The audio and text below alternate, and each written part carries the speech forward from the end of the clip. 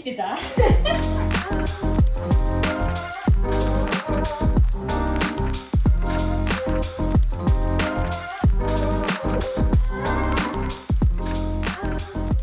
日記チャンネル。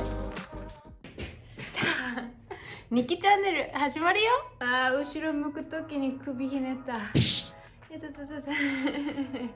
うっす。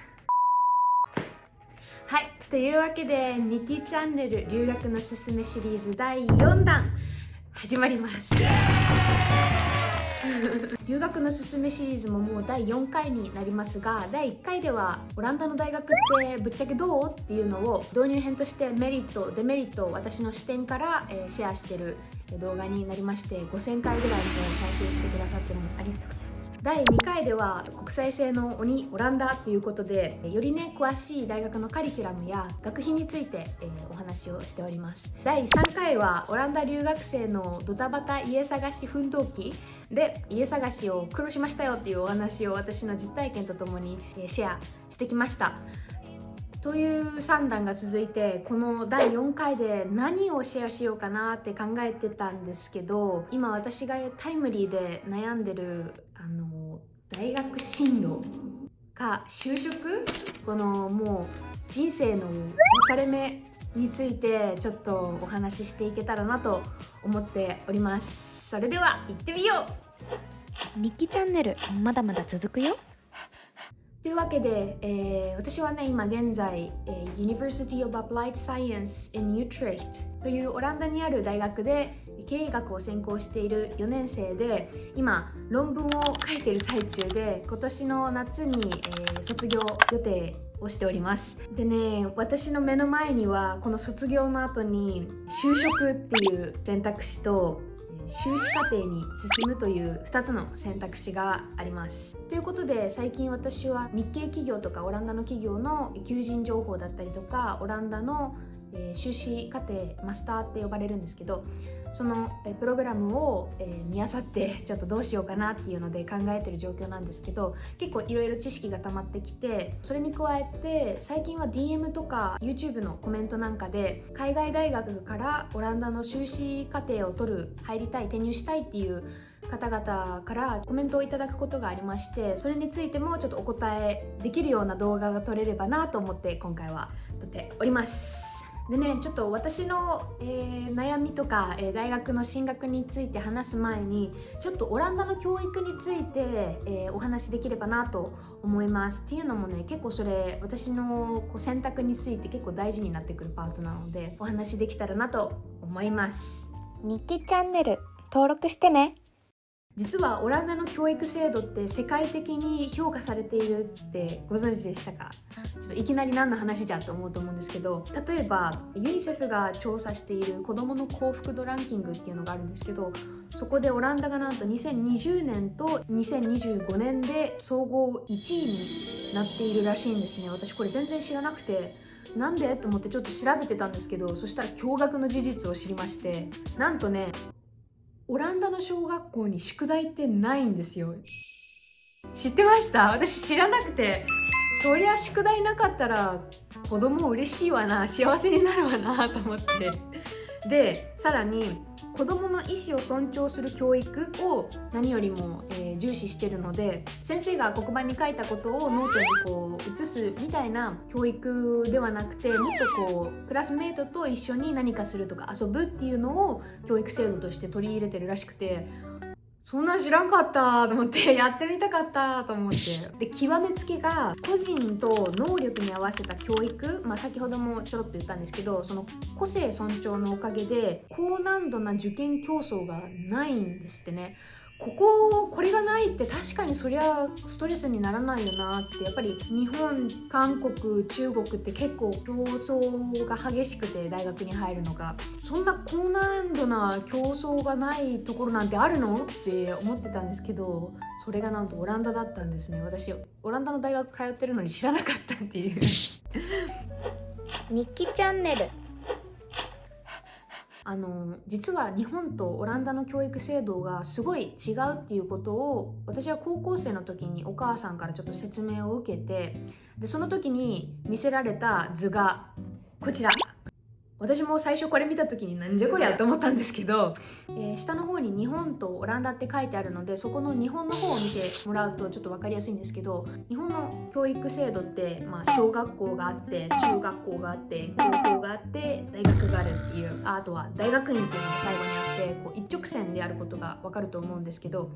隣のオランダの図を見るとなんか熊肉みたいに3本グッてなってると思うんですけど、一番右の方に見えるのが MBO っていうのがあると思うんですけど、これが日本でいうところの専門学校です。でその MBO の一歩手前に VMO っていうのがあるんですけど、この B はオランダ語で準備期間っていう意味の、オランダ語なんですけど、ここではもうやりたいことが決まってて、その専門学校に行くために通う高校っていうことで、もう道が分かれてるんですね。でその隣にある真ん中ですね、 HBO っていうラインがあると思うんですね。でそこが私が今通ってる、University of Applied Science in Utrecht、長いねオランダではホークスクールって言われたりするんですけど、これは専門大学と勘違いされやすいんですけど、EU 基準で正式にバチェラー、学士号がもらえる、大学というものです。でオランダの中の一番右側、日本の隣ですねにあるこの WO っていうのが、研究大学、日本でいう国公立とか普通の大学と同じ価格です。日記チャンネル。で同じ学士号なのに何が違うのって思われたと思うんですけど、これすごくいい質問で、というのもまず大きな違いとして、この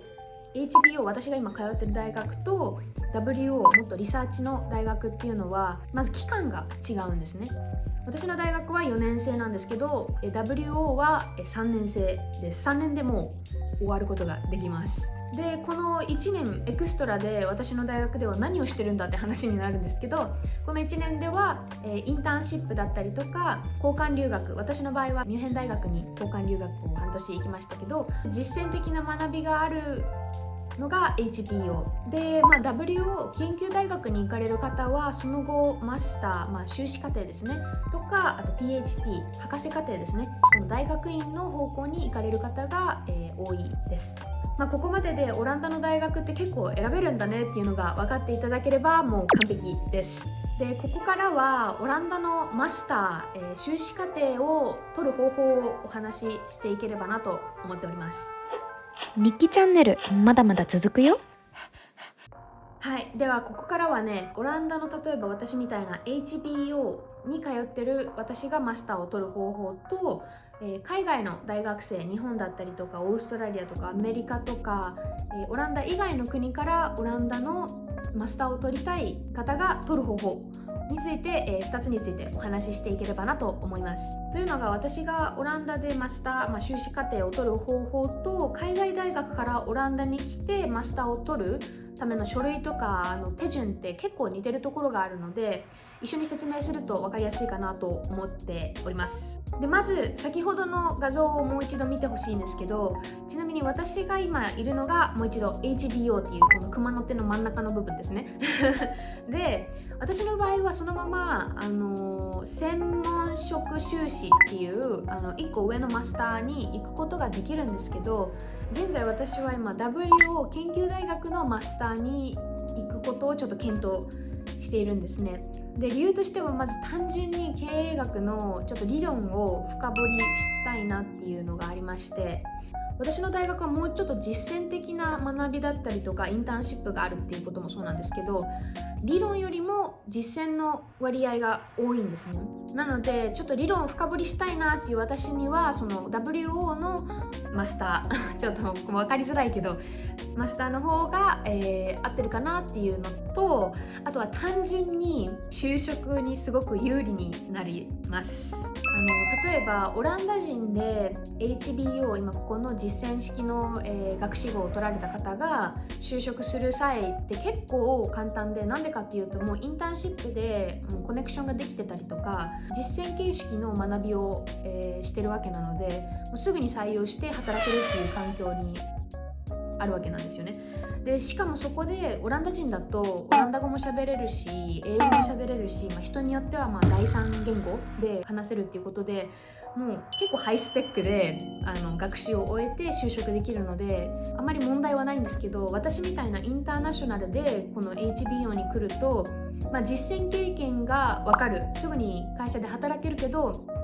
オランダ語がやっぱりまだビジネスレベルではなくて、私の場合は英語と日本語なので、これ日本で例えると多分簡単なんですけど、日本にインターナショナルで来た子が英語でやられてるカリキュラムを受けて卒業して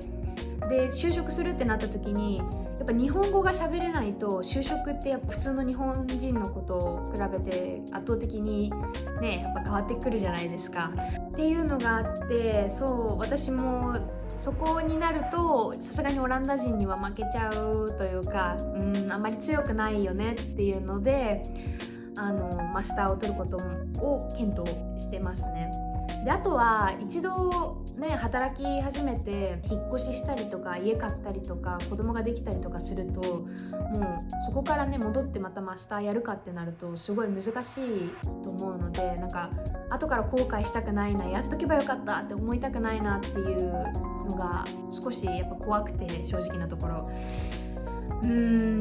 今はそこで結構迷ってます。でも多分皆さんもうお気づきかと思うんですけど、この HBO と WO ってラインが違うじゃないですか。畑違いじゃないのみたいな、またぐことできるのって思われたと思うんですけど、これもめちゃめちゃいい質問で、結論から言いますといけます。違う畑入れます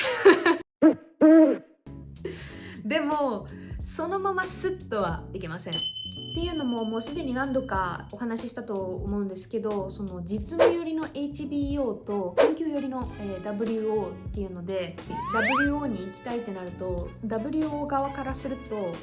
いやちょっと君理論の基礎少なくないみたいな感じで多分言われるんですよっていうのもマスターに願書を申請するときに、私が学士号でどんな単位を取ったか、どんな成績で取ったか、どんなインターンシップとかね、いろいろ経歴を見られて、その中で私が求めるマスターのプログラムに学力が足りてるか足りてないかっていうのを審査してもらうんですね。でもう明らかなのは、私の大学は実務寄りなので理論の単位が多分足りてないんですね。だからその理論の単位を補うために必要なのがプリマスター制度っていうものなんですね。でこのプリマスター制度っていうのは要は橋渡しプログラムで、私がこの違う畑にいるところから WO の畑に行くためのこの橋渡し制度です。でね、期間はだいたい半年から1年間で、やることは統計だったりとかリサーチメソッド、理論科目と、あとアカデミックライティング、どういうふうに論文書くかっていう風の、ことを学びます。なのでいわば研究大学モードに切り替えるためのトレーニング期間みたいな感じですね。で実際なちょっとね生々しくはないけど実際の今検討している大学としてアムステルダム大学の、UFA って言われるんですけど UVA、 そこのマスタープログラムを、ちょっと検討しておりまして、で多分私がこれをやるにはプリマスターで数ヶ月間この足りてない部分の単位を補給してから修士課程がようやく始まるっていう形になるんですけど、これだけ聞くとなんかすごい途方もない道のりみたいな長くないって思われると思うんですけど、実はオランダのマスタープログラムって結構、ものによるんですけど1年だったりとか2年だったりとかして、私が取らなきゃいけないそのプリマスターはだいたい半年なので、最低でも、1年半ぐらいで、修士課程を終えて、修士号を手に入れることができるんですね。なのですごい今これで迷ってるんですね。でここに加えてそうですね、海外大学からオランダのマスタープログラムを取る際も私が今説明したみたいな感じで、例えば日本の大学を卒業しててオランダの修士課程に進みたいなっていう場合でも、この海外ってやっぱ畑違うじゃないですかなので一旦大学に単位とかを送って、この子は十分に理論の単位を取ってますね、OKカモンみたいになる場合もあれば、経営のマスター取りたいけど学士号では経済学やったっていう子の場合は、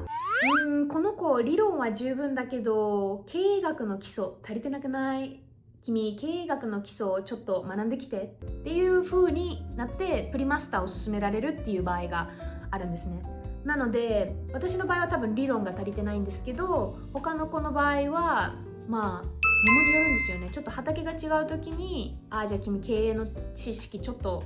つけてきてねとか、そういう風に単位によってプリマスターを取るかプリマスター何ヶ月取るかっていうので、判断してもらう必要があるんですね。なのでオランダでマスターをしたい場合はもうとりあえず大学に願書を送ってみて見積もりしてから考えるっていうのも手なんですね。なので今私現在それやってて、ただもうちょっと迷ってます正直なところ。日記チャンネル。で最後にオランダの大学の出願方法について少し追加でお話しできればなと思っております。オランダではほとんどの大学がスタディリンクと呼ばれるウェブサイトを通じて出願が行われる形になっております。で日本でいうと大学出願ポータルみたいなものでここで登録しないともう大学には出願できないようなシステムになってます。で私もこの今通ってる大学に通う前にやっぱりこのスタディリンクにアカウントを作ってで申請してっていうのを手順を踏みましたね。で登録はオランダに住んでる人だったらDPD と呼ばれるマイナンバーカード制度みたいなものがこっちにあって、でそれを通じてログインすることができるんですけど、インターナショナルだったりとか EU 圏内の人は、E メールで登録することができるようになっています。でスタディリンクにアカウントを作った後は高校とか大学の、学歴を登録して、その後自分が通いたいオランダの学士だったり修士っていうのに申請することができるようになってます。で申請した後は、大学から仮コードみたいなものが届くので、そのコードを使うと大学のオフィシャルのウェブサイトに、ログインすることができるようになっているので、そこからログインしてもらってもう出願をするっていう形になります。で私の場合は現在通ってる大学の成績証明書、まだ卒業できてないので卒業証明書ではなくて、これまでの成績が書かれた成績証明書を PDF として提出するのと、あとモチベーションレターっていうのがマストで必要になってきます。まだ出願してみるほど確実じゃないんだよなっていう方はやっぱりオープンキャンパスに参加してみると感覚がつかめるのですごくおすすめなんですけど、なんだ遠いよで参加できないよっていう方は、最近はバーチャルとかオンラインでオープンキャンパスのイベントを開催している大学もあるので、そこに、登録してみて雰囲気を味わってみるっていうのも手ですし、あとはやっぱり直接大学にメールを送ってみるっていうのも手っ取り早いと思います。ただしメールを送る際はこれ完全に経験則なんですけど、できるだけ簡潔に、なんなら高校の、成績証明書だったりとか、大学で終わったその学歴をくっつけて、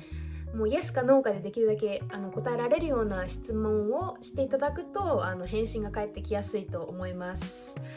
はい、日記チャンネル、最後まで見てくれたそこのあなた、もう大好き。というわけで第4弾はオランダのマスター制度に進む方法についてちょっとお話ししてきましたが、いかがでしたでしょうか。学士に進む方法っていうのはこれほど難しいわけではなくて、本当に高校の卒業証明書と英語のテストとモチベーションレター、この3つが大体どこでも必要で、数学とか、サイエンスの方法に行きたい人はそれに応じた追加書類っていうのが必要になってくる感じで、すごくシンプルなので、あまり怖がらずに大学に聞いてみるとか、あとは私に聞いてもらっても全然返信しますので、何か質問があれば下の概要欄から、コメントいただければと思います。それでは、第4弾は結構ねちょっと情報量多くてショットガンが出てるみたいな感じだったと思うんですけど、楽しんでいただけたら、嬉しいです。それでは、第5弾は何になるのかなあとはもっとねパーソナルな就職活動とか、どのコース迷ってるっていうのは雑談の方で結構喋ってるので、そちらもチェックしてくれたらとっても嬉しいです。愛がこぼれます。というわけで、今回も見てくださってありがとうございました。いいねとチャンネル登録をお忘れずによろしくお願いします。それではまた次回の動画でお会いしましょう。